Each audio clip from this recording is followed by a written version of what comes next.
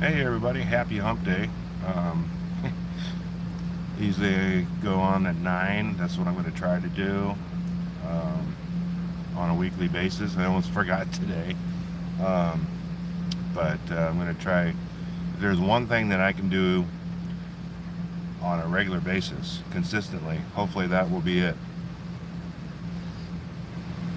Now that may change when Tahoe comes up. But anyways, let's give a few minutes to see if anybody gets here. Um, I didn't announce it on a schedule for 9 o'clock, so we'll see if people come or not. Last week, yeah, there was just, well, nobody watching at all. Uh, but, you know, that's the way it goes. It's one of those things. But, yeah, just sitting here with Iris and having some coffee and smoking a cigarette. But we'll wait until, oh, I don't know, about 9 o'clock, I guess. We'll just do random chit-chat here. I'm not gonna, I don't know. I mean, I could talk about whatever. I don't have to start out right at 9, but, you know, that's what I'm going to do. It's a rainy day here. I don't know if you guys can see it. You've seen rain before. I mean, it's tough even to see rain, but you see out there, so I decided I was going to do this from the trailer, and then I decided that it was too rainy out there. I mean, in the trailer, it's not rainy, but the rain's on the roof, and the roof, it's noisy. Um, Plus, I need to have the door cracked open still, and so water would get in and stuff like that. I only need to have the door cracked open to run electrical in there if I'm going to run a heater, which is not that cold, but to have it open for light, natural light, and without running, you know, running electric light. But yeah, because right now I don't have any. Well, I'll wait on that. You gotta wait. You guys gotta wait. That's what it is. Cigarette. I still got the. I was thinking about running down and getting a pipe at the tobacco shop. I got some pipe tobacco that Dan gave me, and I was gonna try it out, and I still might. I'm sure people get upset. Well, I don't know if they get upset, but I'm running my truck inside the garage. But I got the door open, so I'm sure it'll be fine. Can't be any worse gas than 100 propane stove in a trailer without much ventilation. I got, not stove, but heater. I got ventilation in there. Yeah, it's one of those deals. So we'll see if anybody comes on. I'm thinking that not many people are going to come on. I could share this on YouTube. Not share it on YouTube. Share it on FaceCrack. Maybe I will. Maybe I will. All right. Well, I interrupted that. Please check my internet connection. Are you kidding me? Come on. This is... okay, it's 9 o'clock. We're going to go live. And what else? Let's see. Okay, so this is the actual live part. Excusing all the random chit-chat from before. It's whatever day it is today. 26th, 27th, I don't know. I lose track. I can't even see. So instead of trying to go somewhere on my screen, I'm not going to bother trying to find it. So let's see. What have I been doing? I've been working on the trailer. I kind of got to work when it's not raining because I'm doing all my cutting and everything outside, and I don't want a bunch of sawdust in the trailer. Could I do it in there? Yeah, I could probably do it in there, but then I got a ton of sawdust. And I don't really want the big cleanup. I'm not that crunched on time, but I'm getting crunched on time, if that makes any sense. 2.5 weeks until we go to Tahoe. So in my true fashion, measure once, cut 3 times. That seems to be the latest adoption into policy, and it's mind-boggling. I had this idea all set up. I got these Lazy Susan bearings, for the swivel on a Lazy Susan. It says it can hold 200 pounds, which I don't know if it does or not. I'm thinking vertical pounds, not horizontal pounds. But anyways, so what the plan was, I was going to use these Lazy Susan ball bearings, swivels, I guess you'd call them, on the folding dinette and also the Murphy bed. Okay. And the idea of using them on the folding dinette is that, they could go down, a swivel, right? They go down, lay flat, and then that's where the Murphy bed folds down on top of the seat backs of the dinette. Okay. And I don't know, I measured wrong, or I thought wrong or something. I thought I had it all figured out. Oh no. The first piece that I cut, it was too narrow for the ball bearings, and I thought 4-inch would do it, but I didn't accommodate for the extra meat on the wood that I needed to put screws in. So okay, I got plenty of wood, I'll just cut another piece. It's all fine and dandy. Measurements were fine, all that stuff, except the plywood I'm using has a good side and a bad side. Not a bad side, but not so good side.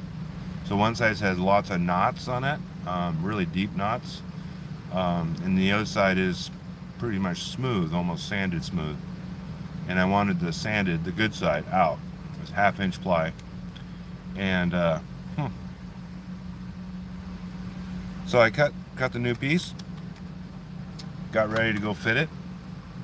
I cut it backwards, so the good side on the bench I was working was facing outside, or no, the good side was facing inside.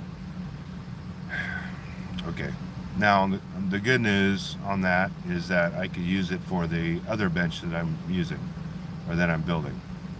So it's not wasted, but it's frustrating. So okay, so now I'm trying to measure it and all this stuff. I said, well, I could use the old one that I cut too narrow for the bearing. I could just put a wider piece of ply in there, give it more meat for screws, and make it work. And that's all fine and dandy. And then I started thinking about it, get it there, get the alignment right, get all that stuff, and it's just, one thing after another came to the realization that, what? Why don't I just use friggin' hinges like I did on my bed platform? I mean, straight, simple, put a piece of wood across the back, put the hinges in place, voila, done. So that's what I kind of have come up with in my my plan on the building the seats. So where do they sit now? They sit as I've completed 2 different frames, bench frames, I guess. So what I need to do is I need to add the plywood platform for sitting on, and then I need to build the seat back and put the hinges in there, and hopefully, as far as functioning, that'll be done. Now, when I first started thinking about this, I had a bunch of thoughts in my head about what to do, and everything from hinges to swivels to whatever. And my first thought was use a pipe. Just put a pipe across there, and put a pipe through the the seat back, and put it through there and use that. Simple. Just put it through there. But no, so that was the idea. Put a pipe through there. It's kind of hard to draw on here. So you have the bench, right? And you have the uprights for the seat back that would come, just to the inside of that. So you still have to have a little raised up part, and then you put a pipe through there, and that's where it would pivot, straight up and down. And then of course the bed folds down on there when you fold it up. But that didn't happen. That's not what I did. And then I was going to put cotter keys in there just so that it would keep it from, working out one way or the other. I was going to just drill a hole and put a cotter key through there. That's what I came up with in my brain, which is always active, always busy. So I didn't do that, obviously, and I still could do that. I still need to have an elevated portion to do that, or I could just do the hinges. And I'm thinking about doing the hinges. I mean, I have 3 hinges. 2 of them was what I need for the seat back. I could actually get away with 1, but I don't want to do that. I'll use 2, and they're heavy-duty hinges. All I have to do is get it lined up.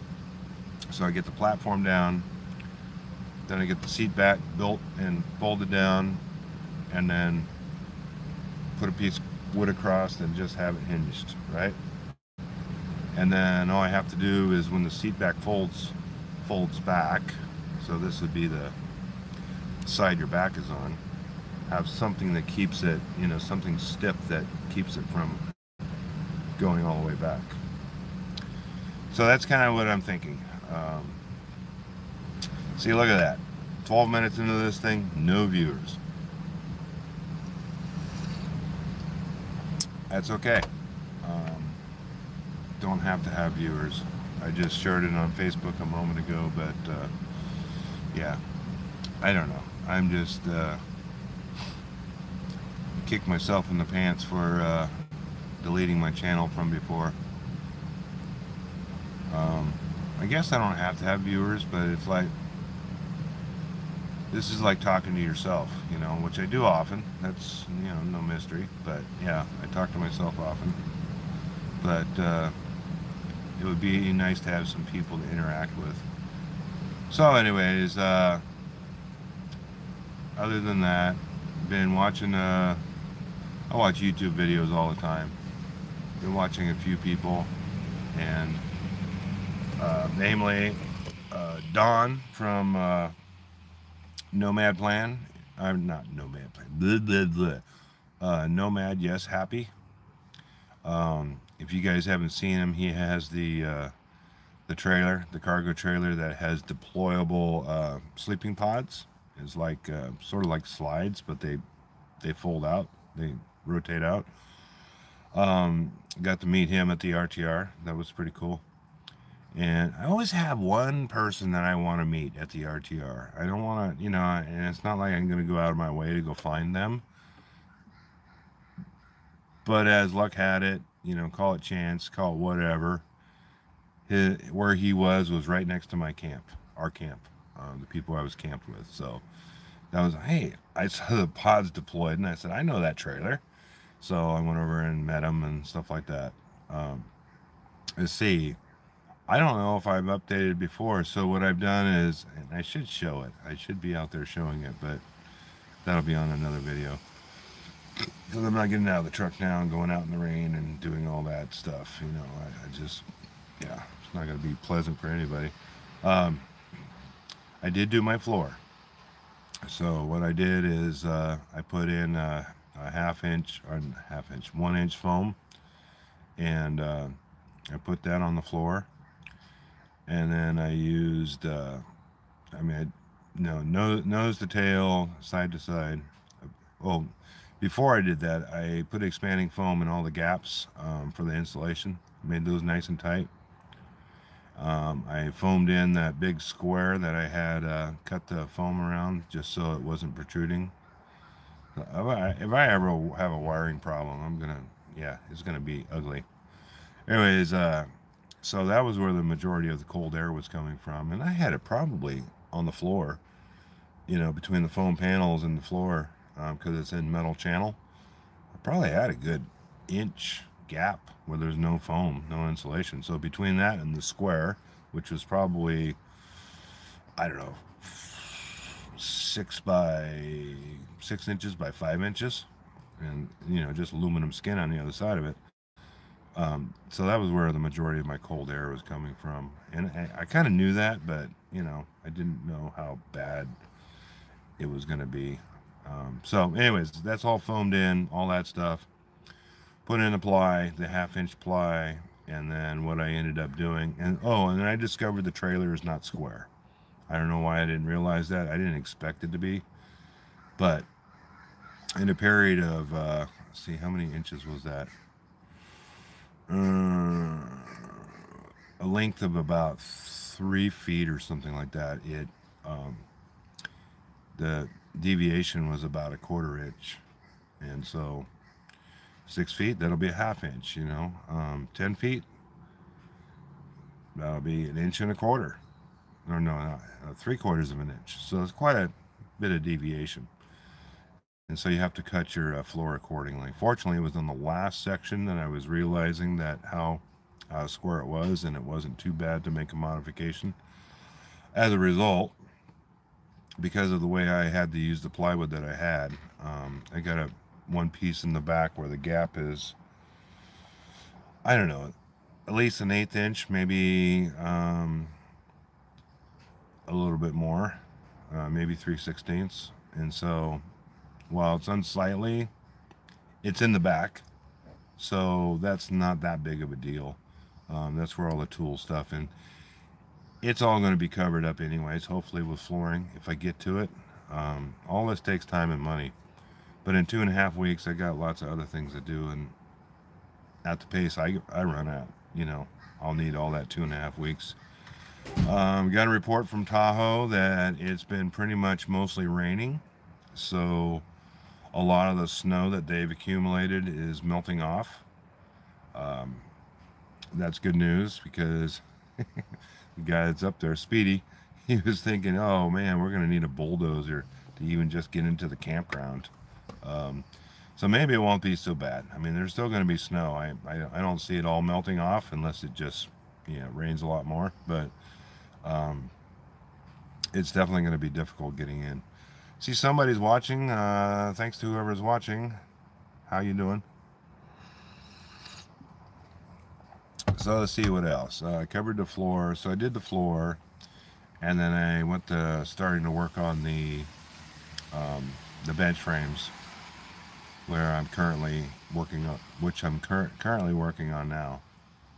That's what stage I'm at.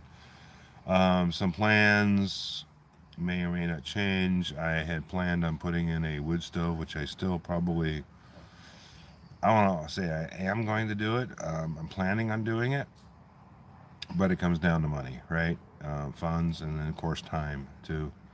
I found a wood stove that I thought would work, and I think it will work. I just started getting a little nervous about possible problems with not backdraft, what I want to say, sinking air.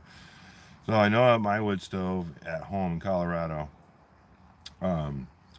where I had just a weather band on the top. I didn't have a screen. I had a weather band. That was to keep the air from flying down the flue and blowing out the fire, or more so blowing it inside out all the little crevices. What I noticed that when the wind was blowing, even though that weather band helped, when I had that door cracked open or anything like that, it'd blow smoke out. So that's what I was thinking about in the trailer. If I have any kind of wind blowing, then it's going to blow smoke into the trailer, because this thing has no gaskets on it, the wood stove that I was considering. And I don't want to spend $500-600 for a cubic mini. I mean, I'd like to have one, but I don't want to spend that kind of money. And you get what you pay for. This one that I'm looking at is $124. If and when I get it and I install it, I will reveal what it is. But it's 124 bucks. It's from a known manufacturer of stoves. However, they mostly manufacture propane-fired stoves. This is their only model of a wood stove. All the information I can find out there on it with anybody that uses it, and there's not a whole lot of information, they are happy with it. However, most of them use it in cabins, or they use it in tents, or they use it in ice. They were actually made for ice shanties, is what they were made for. And you can cook on it. It's really simple. There's no glass in front, so you're not going to have that being able to see the fire really. In a dark trailer, though, the light from the flames will come out you know, shine through the cracks and offer a little bit of a glow inside the trailer, I think. But anyways, uh, that's kind of what the thinking is. Then the other part is that I'm not so sure about putting the 3-inch pipe through the roof. They make a kit that you can do it with. My concern is, and I just have to work on it, is putting it up through the ceiling because it's all foam board insulation. So I will have to cut it back a little bit and probably stuff some fiberglass insulation in there just to keep it from the heat reaching the foam. Take a little swig of coffee. So other than that, what I'd like some flooring. Yes, I'd like to put some flooring in there, but again, another expense, right? So my main goals are to get the dinette built, get the Murphy bed built, and then from there, everything else is a bonus. Uh, I still like to get my shelving in there for, you know, functionality. Um, but you know, time is of the essence, and people think, oh gosh, that's not a lot to do. You know, I mean, you should be able to get it done right away. No, because I've got other responsibilities that I have to do. So it's either raining or I have my responsibilities here I need to take care of, and so I can't get any momentum doing that. So yeah, it's, you know, I'm lucky if I can get a couple hours each day working on stuff. And yeah, and then the way it's positioned is anytime I take a break, you know, if I do some work and then I take a break, I gotta lock everything up, because there's been known that people walk up off the street and they'll just take stuff. I mean, they'll walk up. They don't, you know, it doesn't matter. Had a rake stolen before, had gloves stolen before. I mean, just, yeah. And so if I have my tools out there, yeah, they're walking. So I got to lock it up each and every time. So, you know, there's, each time you got to do that, you know, put everything away and then, you know, take everything out. And yeah, it's just, it's frustrating. So anyways, that is what the plan is. Work on the dinette, and then after that, get the Murphy bed done. And then after that, I got some electrical to do. Then I'll probably do my shelving. And keep in mind, I'm going to do my shelving for a more permanent solution, but I have to have it adaptable for Tahoe. And the reason I say that is because in Tahoe, you are not supposed to have food in your vehicle.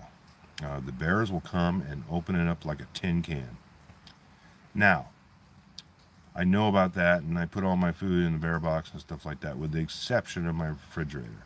Now, last year, I was camping in Tahoe. For those that don't know, I was camp host there, and I had a 12-volt fridge. I had my Alpacool C15 in the truck, and I don't know if it's coincidence or if they smelled it, but all the scratch marks on the side of my truck where they went up to the window to sniff are on the side where the fridge is.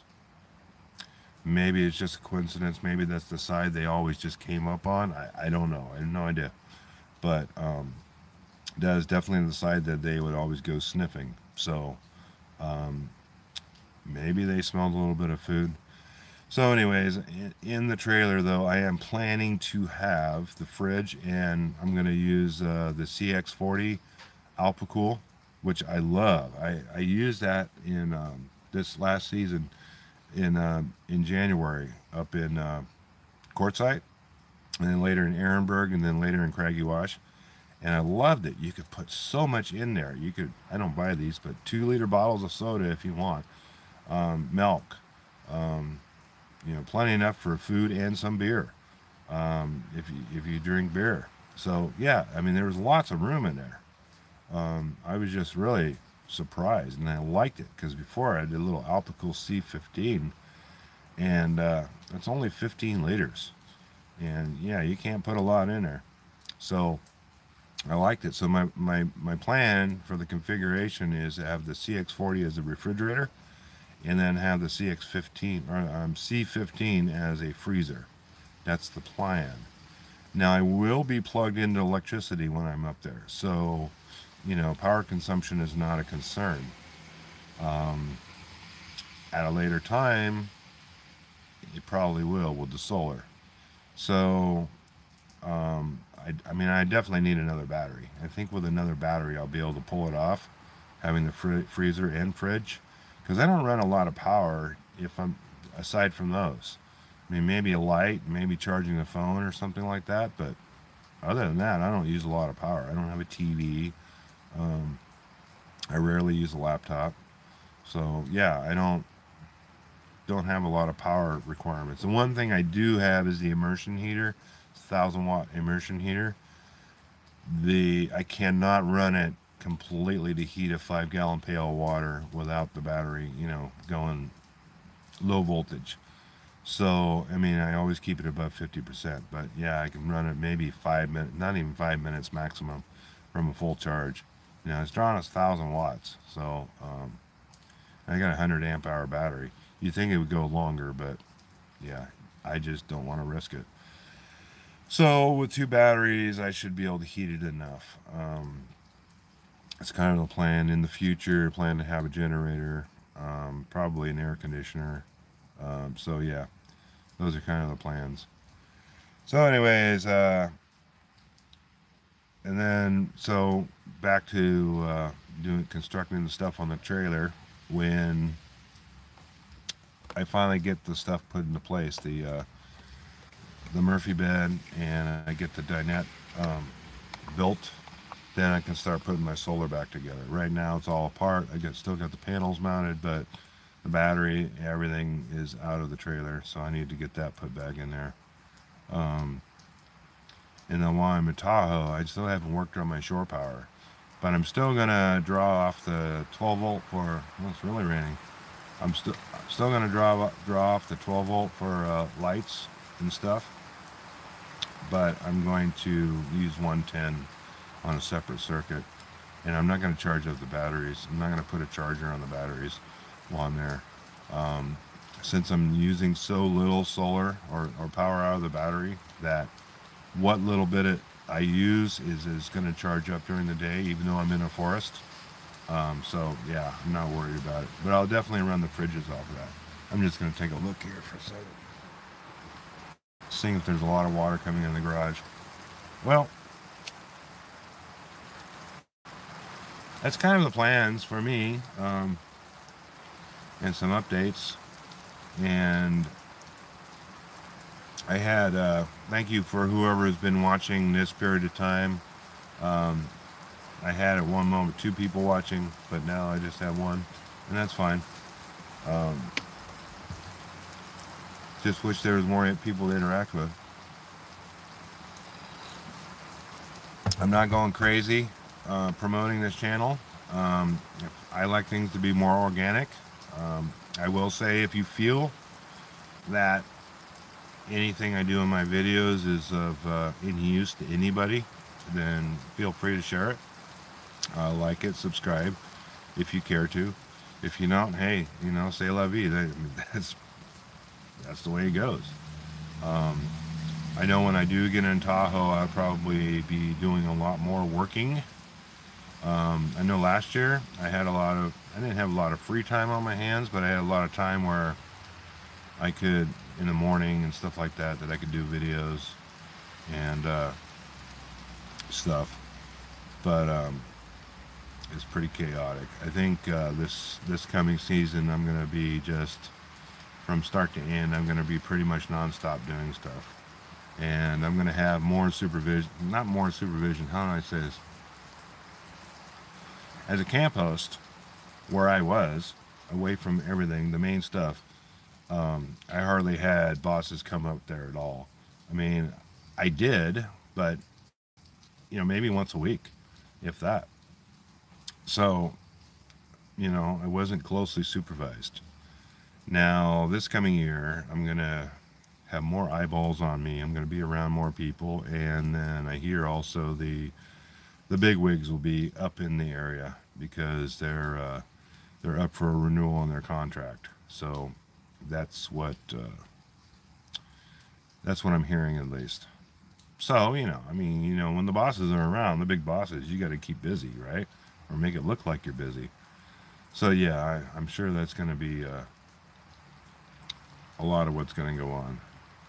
My particular job will be different. I won't be a camp host. I will be um, basically a maintenance, part warehouse. I'll be taking stuff to various locations, including what do you call it?